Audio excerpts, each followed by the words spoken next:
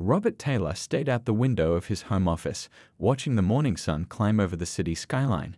His coffee had gone cold, forgotten during an early conference call with investors. At 45, Robert had built Wellington Air from a tiny two-plane operation into a respected regional airline that now flew international routes. The journey hadn't been easy, had faced doubters, financial setbacks, and plenty of industry prejudice along the way. "You still working?" His wife Nicole appeared in the doorway, already dressed in the sharp blazer and skirt she favored for court appearances. As one of the city's most respected defense attorneys, she understood the demands of building something from nothing. "Just wrapped up," Robert said, closing his laptop with a smile. "Everything's set for tomorrow." Nicole raised an eyebrow. "The kids are getting suspicious. Tiana asked me 3 times this week why I took Friday off." Robert laughed. Good thing lawyers know how to keep secrets. He stood and stretched, glancing at the family photo on his desk, Nicole and their 2 children, 14-year-old Tiana and 10-year-old David, all smiling on a beach from last year's vacation. "They have no idea we're flying out tomorrow." This trip was special, not a business obligation or a quick weekend getaway, but a proper family vacation to celebrate Nicole's recent promotion to senior partner at her law firm. After years of both parents working long hours to build their careers, moments together had become precious. "Did you book the tickets like we talked about?" Nicole asked, leaning against the doorframe. Robert nodded. "First class on the morning flight to Barbados. Under my personal card, not the company account." Though he owned Wellington Air, Robert rarely pulled rank or took advantages. He preferred experiencing his airline exactly as customers did. It was one of his business principles, understanding the product from the user's perspective. Over the years, this approach had helped him spot problems his executives missed and implement changes that kept Wellington's customer satisfaction scores climbing. "The hotel confirmed our oceanfront suite," he added. 4 nights of nothing but beach, good food, and family time. Later that evening, as Robert helped David pack his suitcase, his son bombarded him with questions. "But where are we going? Do I need my swim shorts? What about my tablet? Is it going to be hot or cold?" Robert ruffled his son's curly hair. "Just trust me, buddy. Pack for warm weather, and yes, definitely bring your swim shorts." David stuffed a pair of goggles into the side pocket of his suitcase. "Are we going on one of your planes?" "We are," Robert said. "But here's the deal. Tomorrow, I'm not the airline guy. I'm just dad on vacation with his family. No business calls, no checking on flight operations, nothing but family time. Promise?" David looked up, his expression serious. "Cross my heart," Robert said, making the gesture that had been their special pact since David was a toddler. In the hallway, he could hear Tiana on the phone with her best friend, trying to pry information from Nicole about their destination. His daughter had inherited her mother's sharp mind and determination, a combination that filled him with pride and occasionally exhaustion.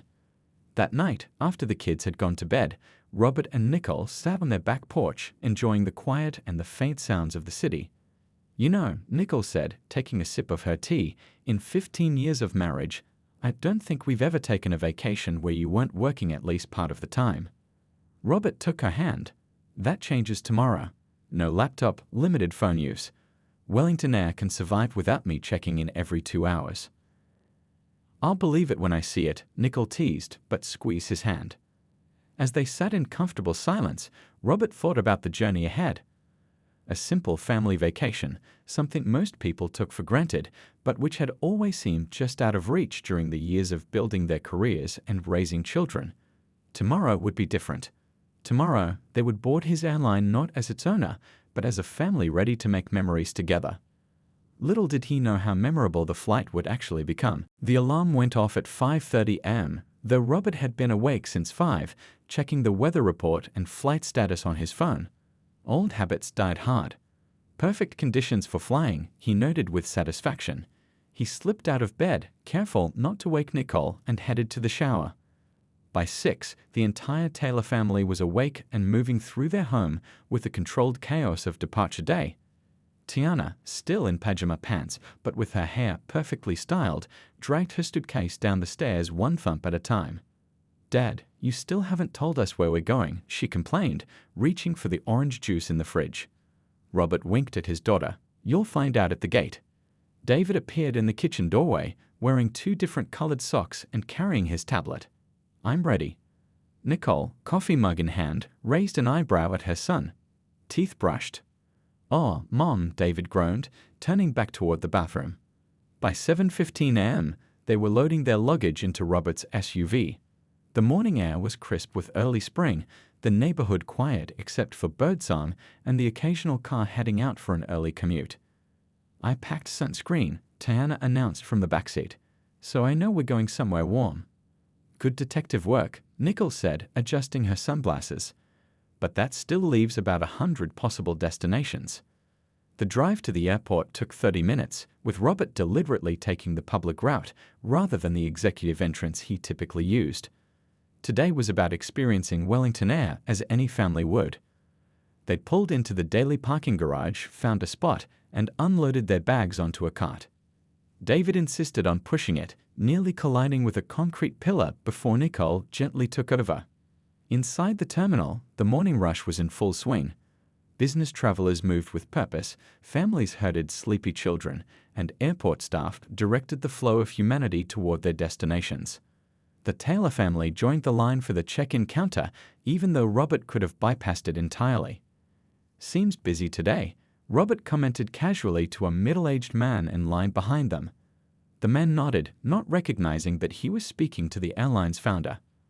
When they reached the counter, a young agent named Chen greeted them with a practiced smile. "Good morning. How can I help you today?" "Checking in for the Barbados flight," Robert said, sliding over his ID and credit card. 4 passengers, Taylor family. Chen's fingers tapped efficiently across the keyboard. "Yes, I see your reservation. First class to Barbados, departing at 9:30 a.m. He looked up with a more genuine smile. "Wonderful destination. Have you been before?" "Not as a family," Nicole answered, resting her hand on Tiana's shoulder. Chen processed their boarding passes and tagged their checked luggage. "Your gate is B12. Boarding will begin at 8:45. Enjoy your flight." As they moved away from the counter, Robert was pleased. No special treatment, just the normal professional service Wellington Air was known for. This was exactly what he wanted, to experience his airline as a regular customer. Security was the usual exercise in patience and minor indignities. They shuffled through the line, removed shoes, empty pockets, and passed through scanners without incident. On the other side, David struggled to get his shoes back on while hopping on one foot, causing a small traffic jam of passengers behind him. "Take your time, honey," Nicole said calmly, ignoring the impatient sighs behind them. With 45 minutes before boarding, they found a cafe near their gate. Robert bought coffee for himself and Nicole, hot chocolate for the kids, and a selection of overpriced pastries that David devoured in seconds. "Now can you tell us?" Tiana asked, stirring her hot chocolate slowly. Robert exchanged glances with Nicole, who nodded. "Okay, guys," he said, leaning forward conspiratorially. "We're going to Barbados for 4 days. Oceanfront suite, white sand beaches, snorkeling, the works." David's eyes widened. "Is that where the giant sea turtles are?" "Exactly," Nicole confirmed. "And your dad has promised, no work calls, no checking emails, just family time." "I'll believe that when I see it," Tiana teased, but her smile was warm. As they finished their drinks, the gate agent announced pre-boarding for their flight. Robert gathered their carry-ons, feeling the familiar mix of pride and critical assessment he always experienced when flying his own airline. But today was different. Today he wasn't CEO Robert Taylor. He was just a dad taking his family on a well-deserved vacation. What he didn't realize was how quickly that distinction would be challenged. The Taylors joined the line for first-class boarding, tickets in hand. Robert noticed how Tiana stood a little taller, trying to match the confident posture of the business travelers around them. David, meanwhile, was practically bouncing with excitement, pointing out the massive jet through the terminal windows. "That's one of the new 787s, right, Dad?" David asked, his voice carrying in the gate area. "Good eye, buddy," Robert replied quietly. He'd been instrumental in adding the fuel-efficient planes to Wellington's fleet, but today wasn't about business. As they approached the jet bridge, a gate agent warmly checked their boarding passes. "Welcome aboard. First class is to the left when you enter." Enjoy your flight to Barbados. The family made their way down the jet bridge, the kids leading the way. At the aircraft door, they were greeted by a flight attendant named Thomas, who smiled genuinely and directed them toward first class.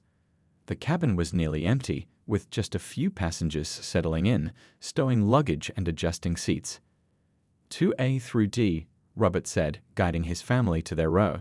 He helped David place his backpack under the seat in front, while Nicole and Tiana organized their things in the overhead bin. Just as they were getting comfortable, another flight attendant approached. Her name tag read Patricia Reynolds. She was in her mid-50s with streaks of gray in her dark hair and a stiff smile that didn't reach her eyes. "Boarding passes, please," she said, her tone sharp enough to make David look up from his tablet. Robert handed over all 4 passes. "Here you go." Patricia examined them with unusual scrutiny, flipping them over and holding them up to the light as if checking for counterfeits. Her eyes darted between the passes and the Taylor family, lingering on their faces. "Is there a problem?" Nicole asked, her lawyer instincts picking up on the odd vibe. "Just making sure everyone's in their assigned seats," Patricia replied, though no other first-class passengers had been asked to show their passes again.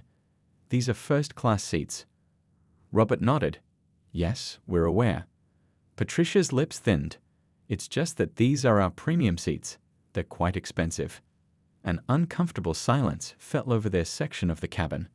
A white businessman across the aisle, who hadn't been questioned about his seat, glanced up from his newspaper with a frown.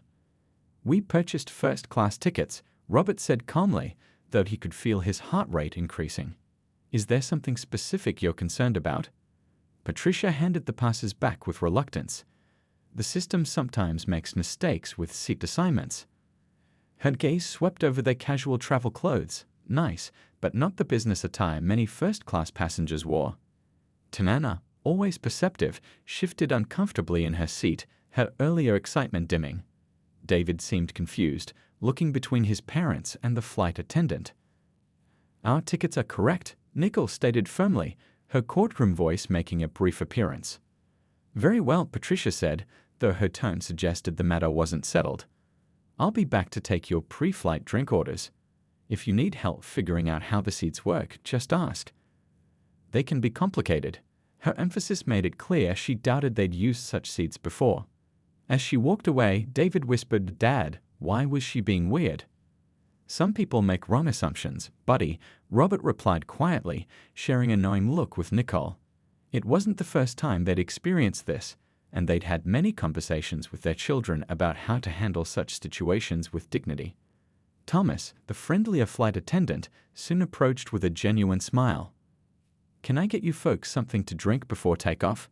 We'd have champagne, juices, water, or soda." "Orange juice for the kids," Nicole said. "Sparkling water for me." "I'll take the same," Robert added. As Thomas left to get their drinks, more passengers filed past on their way to economy. Patricia had stationed herself farther down the aisle, but kept glancing toward the Taylor family. When Thomas returned with their beverages on a tray, Patricia intercepted him and whispered something.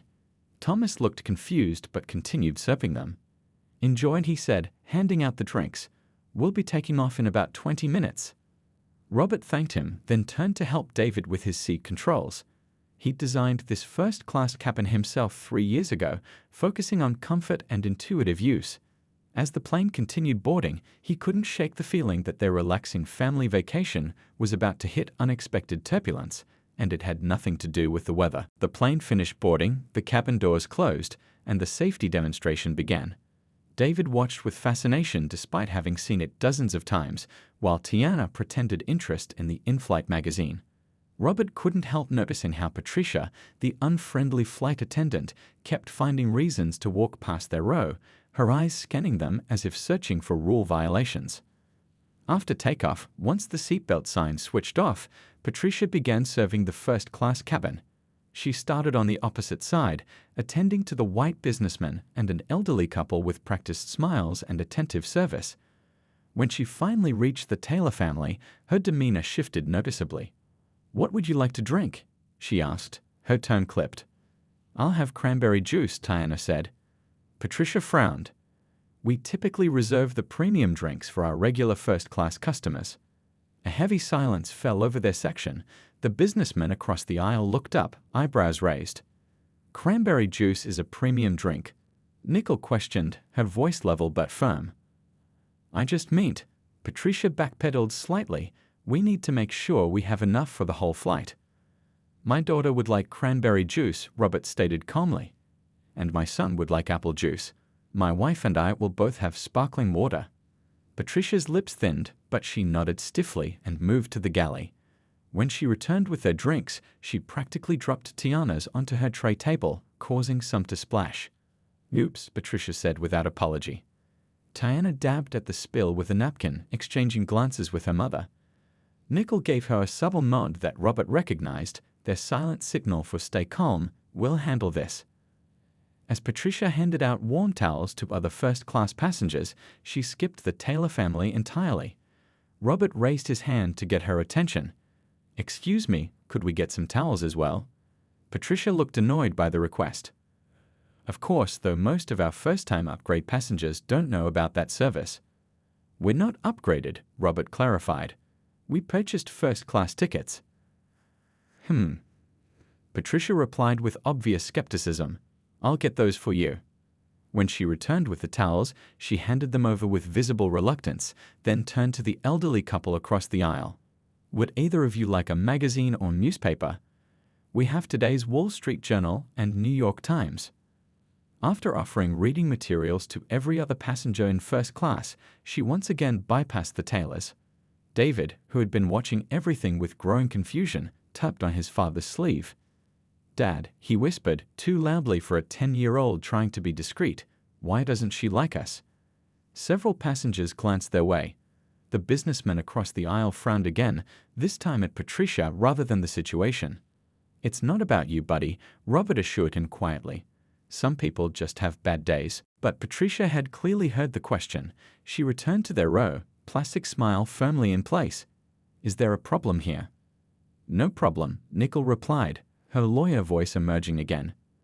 "Though my husband and children would appreciate the same service you're providing to other passengers." Patricia's face flushed.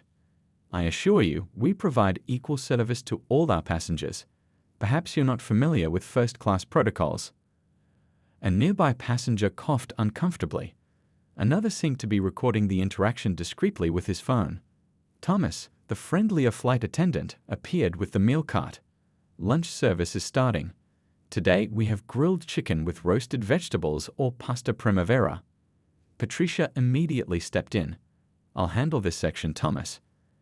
"I've got it covered," Thomas insisted with a professional smile that didn't quite hide his confusion at her behavior.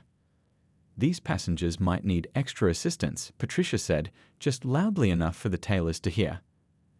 "They seem unfamiliar with first class."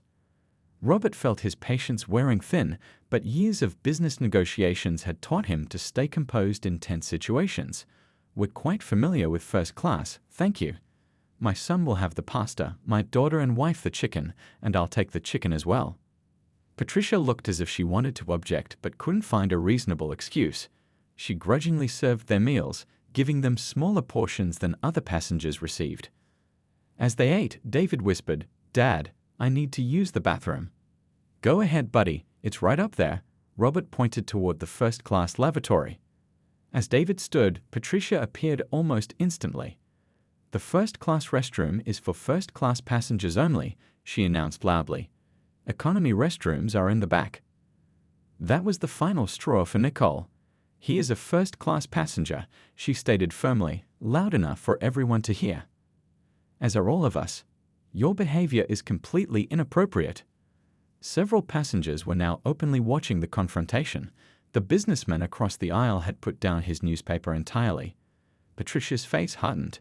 "I need to check something with the lead flight attendant," she said stiffly, turning on her heel and marching toward the galley.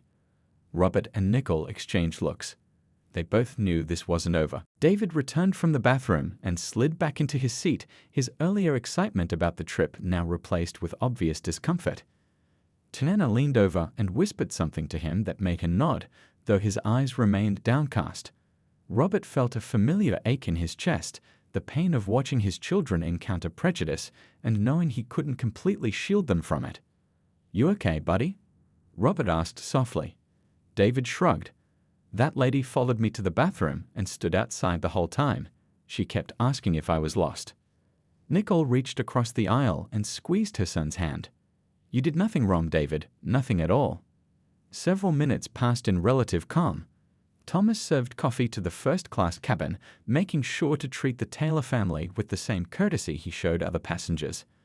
But just as Robert thought perhaps the worst was over, Patricia returned with an older man in a flight attendant uniform with a different stripe pattern indicating higher rank. "These are the passengers," Patricia said to the man, whose name tag read Victor.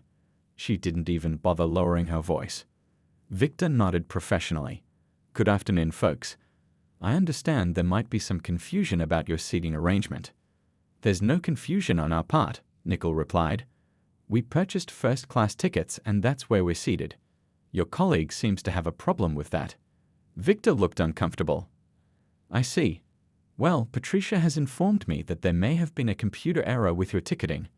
"What kind of error?" Robert asked, his voice measured despite his rising frustration. "According to our system, Victor consulted a tablet Patricia handed him, then frowned. Actually, I don't see any error here. Your tickets are properly issued for first class." Patricia leaned over and whispered something in Victor's ear. He listened, looking increasingly uncomfortable, then straightened up. Nevertheless, Victor continued, clearly struggling between professionalism and whatever Patricia had told him. "We need to make sure all passengers are properly accommodated. Sometimes our computer system assigns seats incorrectly." By now, most of the first-class cabin was watching the exchange. A woman 2 rows ahead had her phone out, recording discreetly. The businessman across the aisle had put down his newspaper entirely and was openly frowning at the flight attendants. "Our seats were not assigned incorrectly," Robert stated firmly. "We purchased these specific seats for our family vacation." "Sir, I understand your frustration," Victor said, though his tone suggested he didn't understand at all. "But if we could just have you moved her." "No," Nicole interrupted, her courtroom voice in full effect now. "We will not be moving. Our tickets are valid, as you've just confirmed. Your colleague has been treating us differently than every other passenger in this cabin since we boarded." Patricia's face flushed. "I have done no such thing. I treat all passengers equally." "You skipped us during the towel service," Tiana spoke up suddenly, her voice shaking slightly but determined. "You spilled my drink on purpose and didn't apologize. You told my brother he couldn't use the bathroom. You haven't done that to anyone else here." A murmur ran through the first-class cabin. The elderly woman across the aisle nodded in agreement with Tiana's assessment. "Young lady," Patricia began, her tone condescending, "you clearly don't understand how things work on an airplane." "I understand exactly how things work," Tiana replied, her voice growing stronger. "Mom and Dad taught us about this.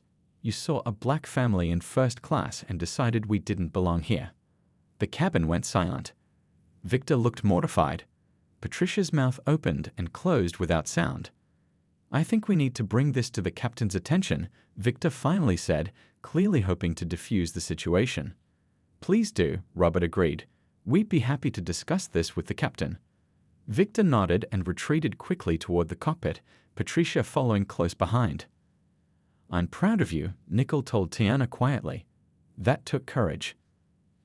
"I just said what was happening," Tiana replied, though she looked relieved at her mother's approval. The businessman across the aisle leaned over. "Excuse me," he said to Robert. "I've been watching this whole situation unfold, and I want you to know I'm a witness to everything that's happened. That flight attendant's behavior has been completely unprofessional and discriminatory." "Thank you," Robert nodded appreciatively. "I'm recording everything," added a woman from the row ahead, turning to face them. "Just in case you need evidence later." David looked up at his father. "Are we in trouble, Dad?" "No, buddy," Robert assured him, though his mind was racing. This was supposed to be a simple family vacation. Instead, it had turned into exactly the kind of situation he'd worked his entire career to prevent on his airline. "We haven't done anything wrong." As they waited for Victor to return with the captain, Robert pulled out his phone and quickly sent a text message. They'd tried handling this as regular passengers, but Patricia's escalation had forced his hand.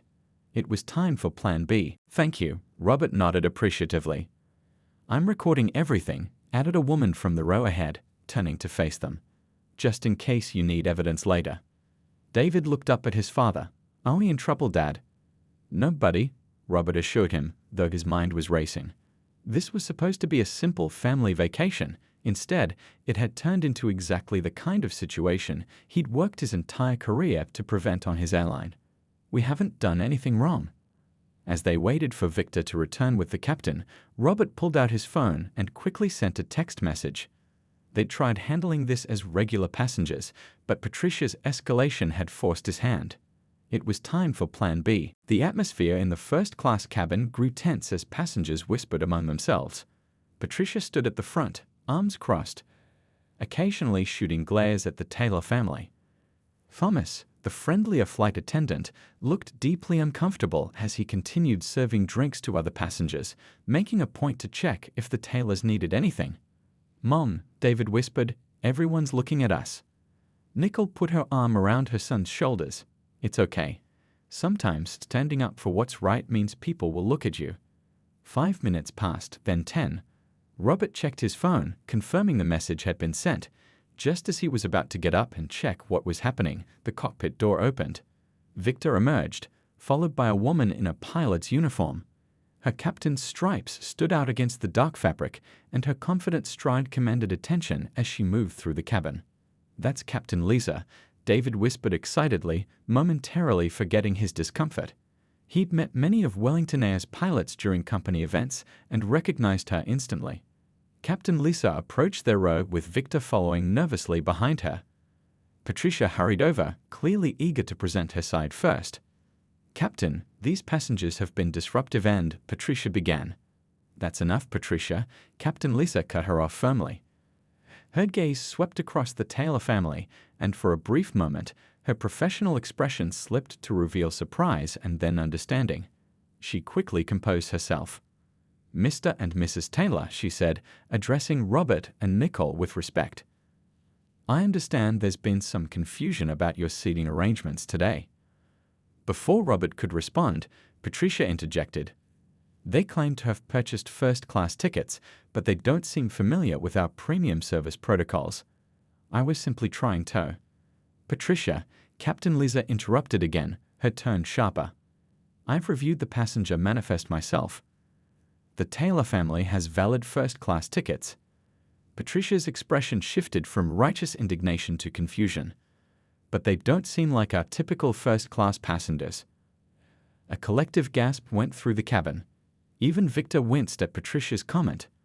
"And what exactly," Captain Lisa asked, her voice dangerously quiet, "does a typical first-class passenger look like?"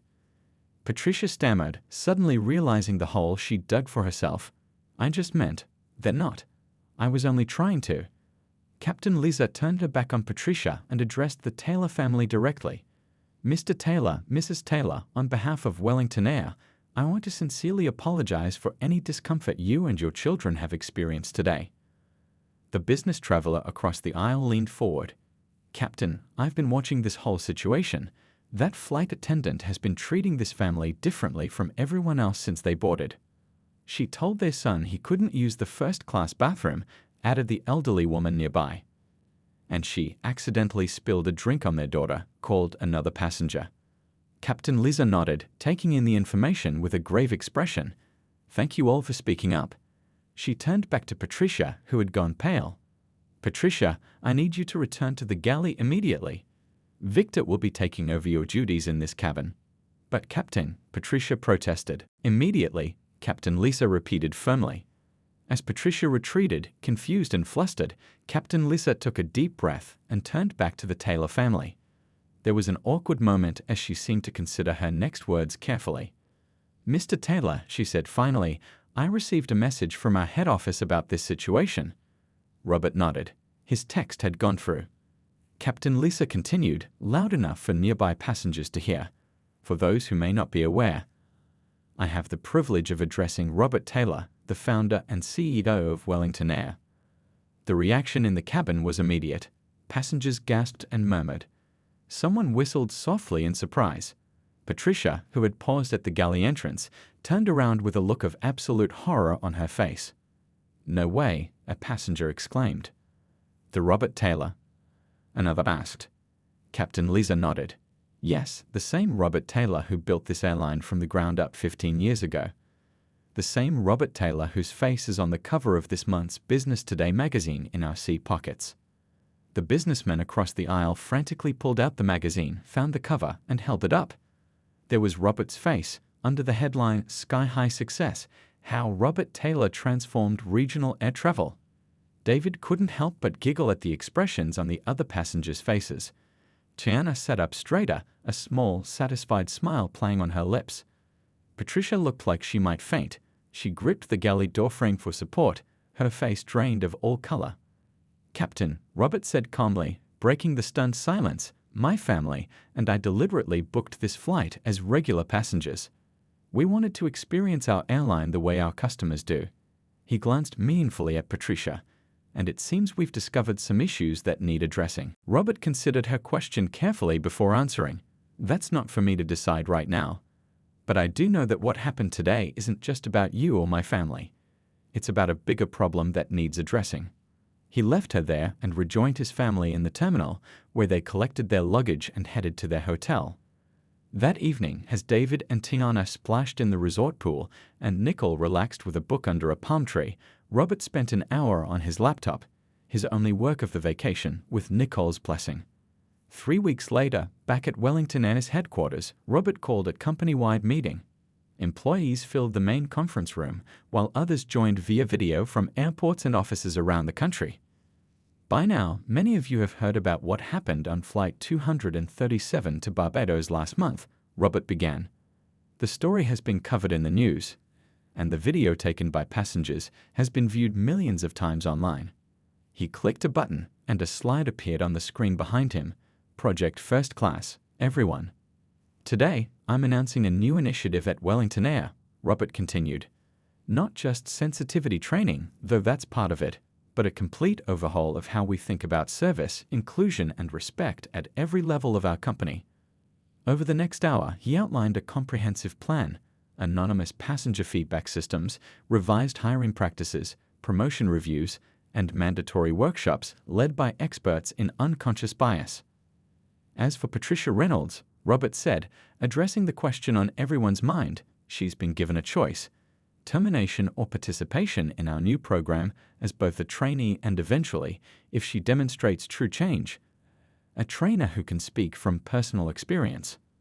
To his surprise, Patricia had chosen the latter path.